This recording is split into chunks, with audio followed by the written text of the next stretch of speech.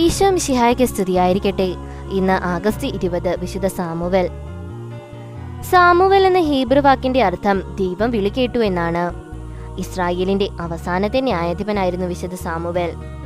സാമുവേലിന്റെ ജീവിതകഥ പൂർണ്ണമായും വിവരിക്കുന്ന ബൈബിൾ ഗ്രന്ഥമാണ് സാമുവേൽ 1-ാം ഗ്രന്ഥം. ഇഫ്രായിം മലനാട്ടിലെ സൂഫ് വംശജനായ എൽക്കാനയുടെയും ഹന്നായുടെയും മകനായിരുന്നു സാമുവേൽ.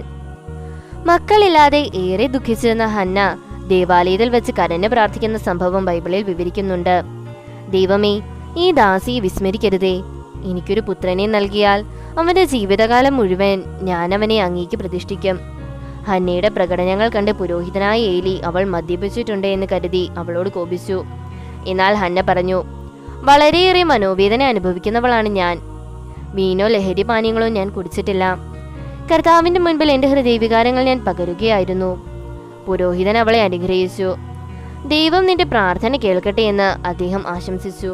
ഹന്നയുടെ പ്രാർത്ഥന ദൈവം കേട്ടു. അവൾക്ക് സാമുവേൽ പിറന്നു. ഹന്ന തന്റെ വാഗ്ദാനം നിറവേറ്റി. സാമുവേലിനെ ദൈവത്തിന്റെ ആലയത്തിൽ അവൾ സമർപ്പിച്ചു. പുരോഹിതനായ ഏലിയോടൊപ്പം ദേവാലയത്തിൽ അവൻ വളർന്നു. ഏലിയുടെ മക്കൾ ദുഷ്ടന്മാരായിരുന്നു. എന്നാൽ അവർക്കൊപ്പം വളർന്ന സാമുവേൽ ദൈവത്തിൽ ഉറച്ചു വിശ്വസിച്ചു. ദൈവം സാമുവേലിനെ വിളിച്ചു. സാമുവേൽ ഇസ്രായേൽ മുഴുവൻ ആരാധിക്കപ്പെടുന്നവനായി മാറി. ഇസ്രായേലിന്റെ ന്യായാധിപനായി ദൈവം സാമുവേലിനെ ചുമതലപ്പെടുത്തി. ഇസ്രായേലിന്റെ ആദ്യ രാജാവായി സാവൂളിനെ അഭിഷിക്തനാക്കുന്നത് സാമുവേലാണെന്ന് ബൈബിളിൽ കാണാം. കർത്താവല്ലാതെ മറ്റൊരു രാജാവ് ആവശ്യമില്ലെന്നായിരുന്നു സാമുവേലിന്റെ അഭിപ്രായമെങ്കിലും ജനഹിതമനുസരിച്ച് പ്രവർത്തിക്കാൻ കർത്താവ് പറഞ്ഞതോടെ അദ്ദേഹം വഴങ്ങുകയായിരുന്നു. യുദ്ധങ്ങളിൽ സാവൂൾ വിജയിച്ചുവെങ്കിലും ദൈവത്തിന് വിരുദ്ധമായി പ്രവർത്തിച്ചതുകൊണ്ട് സാവൂൾ തിരസ്കൃതനായി. സാവൂളിന്റെ മരണത്തിനു മുൻപ് തന്നെ സാമുവേൽ ദൈവത്തിനെ രാജാവായി അഭിഷേകം ചെയ്തിരുന്നു.